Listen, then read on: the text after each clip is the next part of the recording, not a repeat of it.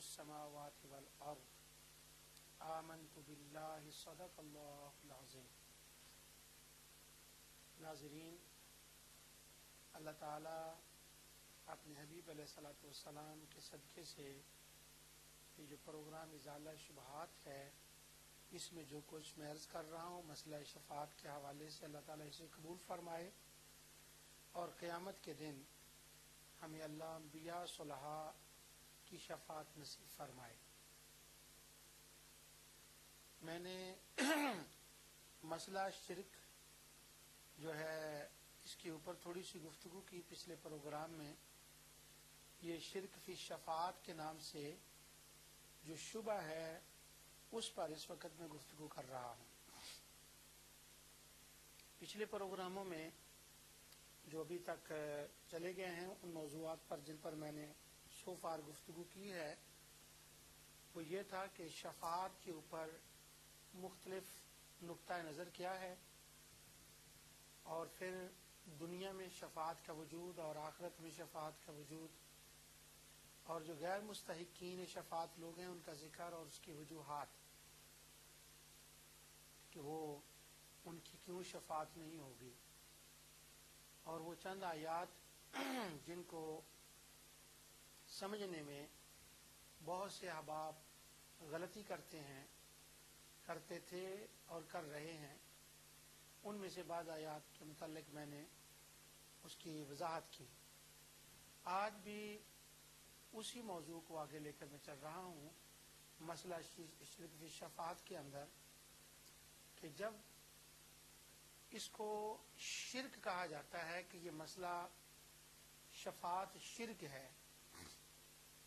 تو اس شرک کہنے والوں کے ذہن میں جو شبہات جنم لیتے ہیں یا جن کی بنا پر وہ اسے شرک کہتے ہیں، ان میں سے چند ایک دو کا میں ذکر کرتا ہوں، سب کا تو نہیں، کیونکہ انشاءاللہ وہ آہستہ آہستہ ان کا آگے ذکر آئے گا۔ اور اس کے علاوہ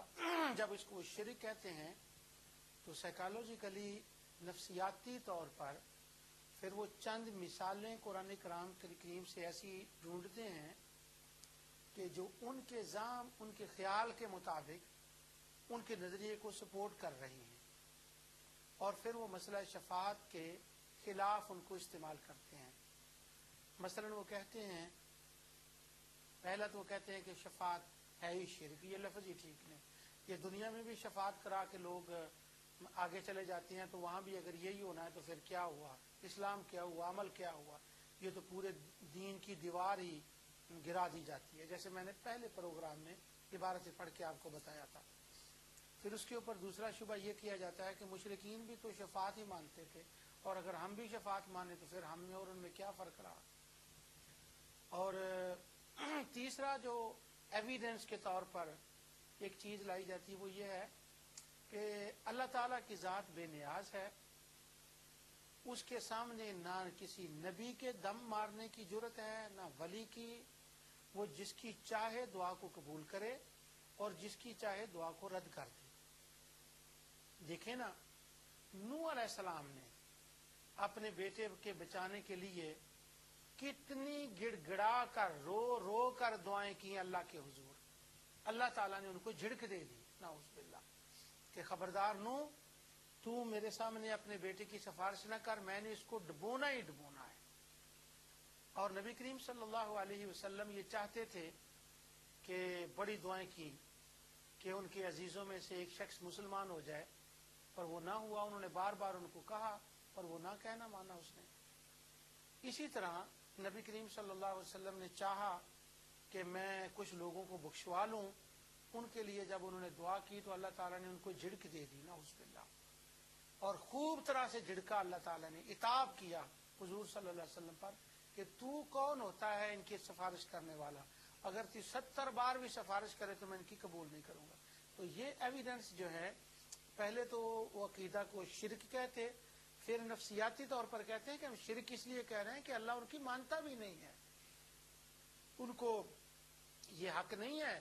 کہ وہ کھلی چھٹی دے دی جائے جس کی چاہے شفاعت کریں۔ دیکھیں انہوں نے شفاعت کرنے کی کوشش کی تو کیا ہوا، نوح کا بیٹا نہ بچ سکا، جن کے لیے حضور نے درخواست کی وہ نہ بخشے گئے، تو ایسی قسم کی چیزیں وہ لاتے ہیں۔ اب میں ان میں سے آج کے پروگرام میں میرے خیال میں 2-3 چیزوں پر جو ہے وہ گفتگو انشاءاللہ جن کا میں نے ذکر کیا ہے تھوڑی تھوڑی کر کے میں کر دیتا ہوں، کیونکہ یہ جو مسئلہ ہے حضرت نوح علیہ السلام کا اور حضرت ابراہیم علیہ السلام اپنے چچا کو یا ان کے خیال کے مطابق بخشو باپ کو نہ بخشوا سکے، اس پر جب میں نے تقریباً چند ماہ پہلے غالباً پچھلے سال اختیار مصطفیٰ کے اوپر بات کی تھی، تو اس کے کئی جتنے پہلو ہیں ان کے لحاظ سے میں نے اس پر مکمل گفتگو کر دی تھی، لیکن چونکہ اب دوبارہ موضوع آ گیا ہے وہی، تو چند اشارات میں آج بھی انشاءاللہ اس کے اوپر کروں گا۔ لیکن پچھلے بار میں نے یہ بیان کیا تھا کہ مشرکین جو تھے وہ اپنے معبود اور معبودات کو اللہ تعالیٰ کے ہاں جو سفارشی سمجھتے تھے وہ ایسا سفارشی سمجھتے تھے کہ اللہ تعالیٰ نے ان کا حکم ماننا ہی ماننا ہے۔ علماء کی زبان میں اس کو کہتے ہیں جبری اور قہری شفاعت، یعنی جب وہ اللہ تعالیٰ کی طرف آنکھیں نکالیں نعوذ باللہ من ذالک تو اللہ ان کی مانے گا، کیوں کہ اگر نہ مانے تو پھر پتہ نہیں کیا ہو، اور اللہ تعالیٰ نے اس کا رد کیا، فرمایا ولا یخاف عقباہا، جب اللہ تعالیٰ کسی کو تباہ و برباد کرتا ہے تو فیصلہ فرماتا ہے نا، تو جو تمہارے خیال میں ہے نا کہ تباہ کرنے کے بعد اس کو پھر ہمارے خدا جو ہیں وہ یہ کریں گے اور پھر بعد میں دیکھا جائے گا کہ کیا ہوتا، اللہ فرماتا ہے ولا یخاف عقباہا، وہ کسی سے نہیں ڈرتا کہ اس کے بعد کیا ہوگا، کوئی کرنے والا ہی نہیں ہے، یہ تو تمہارا زام ہے، مجھے کوئی کسی کا خوف نہیں ہے۔ اب جو اللہ تعالیٰ نے فرمایا مجھے کسی کا کوئی خوف نہیں اور مجھے یہ خوف نہیں کہ بعد میں کیا ہوگا، اس سے یہ پتہ چلتا ہے کہ مشرکین کا یہ زام تھا کہ بعد میں کچھ ہوگا، اس لیے تو اللہ تعالیٰ نے اس کا رد فرمایا ہے۔ اور وہ یہ سمجھتے تھے، جیسے میں نے شفیع یطوع کی آیت مومن کی پڑھی تھی کہ اللہ تعالیٰ وہ مطاع ہوں گے، ان کی بات مانی جائے گی، اور پھر ان کے اندر یہ کنسیپٹ بھی تھا کہ وہ مالک شفاعت ہیں، یعنی وہ جب چاہیں جس وقت چاہیں جس کی شفاعت چاہیں ہمارے اپنے ماننے والوں میں سے وہ کسی کی کر دیں، خدا سے اذن کی ان کو اذن لینے کی ضرورت نہیں ہے۔ اس کی میں ایک آیت تلاوت کرتا ہوں آپ کے سامنے، سورہ یونس ہے، اس کی آیت نمبر 3 ہے، اور یہ دیکھیں کہ ان کے اس زعم کا، اس عقیدے کا کس طرح سے رد کیا جا رہا ہے۔ اللہ تعالیٰ فرماتا ہے ان ربکم اللہ الذی خلق السماوات والارض فی 6 ایام ثم استوى علی العرش یدبر الامر، کہ بلا شبہ اللہ تعالیٰ یہ تمہارا رب ہے جس نے زمین و آسمان کو 6 دنوں میں پیدا کیا، پھر وہ عرش پر قائم ہوا۔ یہ میں سعودی عرب کا جو کنگ فہد کا ترجمہ جس میں ہمیشہ یوز کرتا ہوں وہ پڑھ رہا ہوں، اور وہ ہر کام کی تدبیر فرماتا ہے۔ اب یہاں جو ہے نا یدبر ثم استوى علی العرش یدبر الامر، صرف اسی کا حکم چلتا ہے، وہی تدبیر فرماتا ہے۔ اس سے ذرا آپ قرآن فہمی کے اعتبار سے آپ بات سمجھیں کہ جب اللہ فرماتا ہے نا صرف اسی کا حکم چلتا ہے، صرف وہی تدبیریں فرماتا ہے، اس کا معنی یہ ہے کہ مشرکین یہ سمجھتے تھے کہ اللہ کے ساتھ کسی اور کی تدبیر بھی چلتی ہے، کسی اور کا حکم بھی چلتا ہے، اس لیے قرآن میں بار بار کہا گیا کہ نہیں اسی کا امر ہے، اسی کا امر ہے، اسی کی تدبیر ہے، تو یہ ان کے اس شرکی عقیدے کا رد ہو رہا ہے۔ آگے جو لفظ میرے موضوع سے متعلق ہیں، اللہ تعالیٰ فرماتا ہے ما من شفیع، کوئی شفاعت نہیں کرے گا الا من بعد اذنہ، بعد اس کے کہ جب اللہ کسی کو اجازت دے دے۔ اب یہاں سے جو بات سمجھنے والی ہے وہ یہ ہے کہ جیسے ان کے دیگر عقائد کا رد ہے نا، اس آیت میں اس جبری قہری شفاعت کا بھی رد ہے کہ اللہ تعالیٰ فرما رہا ہے کہ وہ یہ سمجھتے تھے کہ نہیں جی اللہ کی اذن کی تو ان کو کوئی ضرورت ہی نہیں ہے، چونکہ ان کو تو اللہ تعالیٰ کی نعوذ باللہ وہ تو نسل ہے وجعلوا بینہ وبین الجنۃ نسبا، تو ان کو کیا ضرورت ہے؟ تو اللہ تعالیٰ نے اس کا رد فرمایا کہ نہیں،